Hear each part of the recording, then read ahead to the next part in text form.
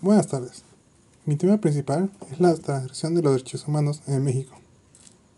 Comenzando con lo siguiente sería que cuando se nos es violentado alguno de nuestros derechos humanos,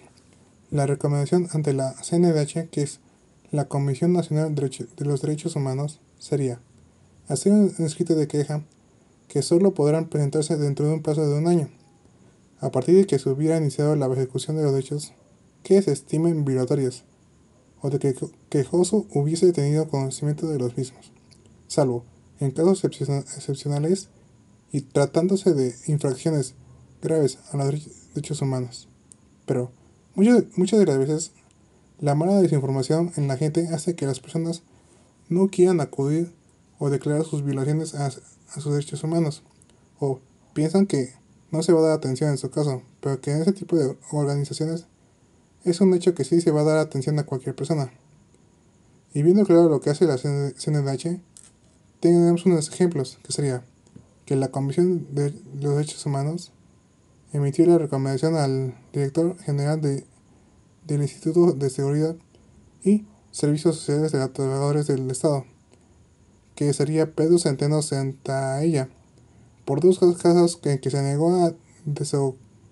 derechohabientes permiso para proporcionar cuidados a sus hijos enfermos. También, otro caso sería que una mujer que fue víctima de delito de trata, al vivir explotada y esclavizada en un domicilio, sufrió violación institucional de los al no atenderse.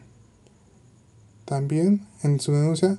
activará el protocolo correspondiente, violentándose los derechos humanos. Visto lo anterior,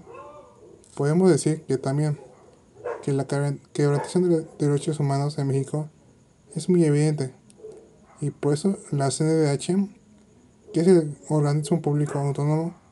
que nos ayuda a las personas que puedan afectadas puedan tener paz y en su integridad. En estos casos de infringir los derechos están ejemplos como el robo de automóviles o el maltrato a una persona. Pero un ejemplo en caso que sí se ha hecho cargo a atrapar o injusticia sería, con pruebas sustentadas el 8 de abril de 2024, se le impuso a Carlos N. una sentencia de 42 años, 6 meses de prisión y a Eric de 35 años de cárcel. Además, deberán pagar la reparación de daño material por 434,400 pesos y la reparación de daño moral por 86,880 pesos. Visto que los casos se han demostrado que sí se han hecho justicia y que aporta mucho que las personas denuncien ese tipo de violaciones a sus derechos humanos, se comprueba que sí se hace caso a la gente de parte de las autoridades. Viéndolo desde una perspectiva, ya es muy grave la Comisión Interamericana de Derechos Humanos, que es la que promueve y protege los derechos humanos en el continente de América. Informó que la crisis de derechos humanos que se vive en nuestro país por la constante violación como son la desaparición forzada, las ejecuciones extrajudiciales y la impunidad. Visto la acción de las organizaciones para la transgresión de los derechos humanos, tienen estadísticas y ejemplos de que sí se han hecho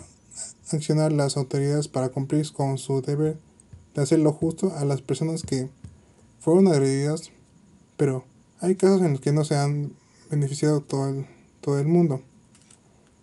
La gente si la gran mayoría de las veces no denuncia esos casos,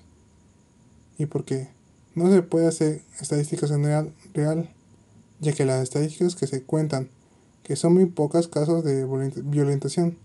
a los derechos humanos, pero también es por miedo de que pueda haber represalias en contra de la gente afectada, pero en todos los casos las autoridades competentes las protegen. Por último, cabe agregar dos cosas. Una de ellas sería que añadiría profundizar lo que hace este tipo de organizaciones para ayudar a combatir la violentación de estos derechos humanos y más investigaciones acerca del tipo de transgresiones que no se denuncian y quedan en el olvido. También adjuntado que la mala desinformación en la gente hace que las personas no quieran acudir o declarar sus violaciones a los derechos humanos, o piensen que no se va a dar atención a su caso.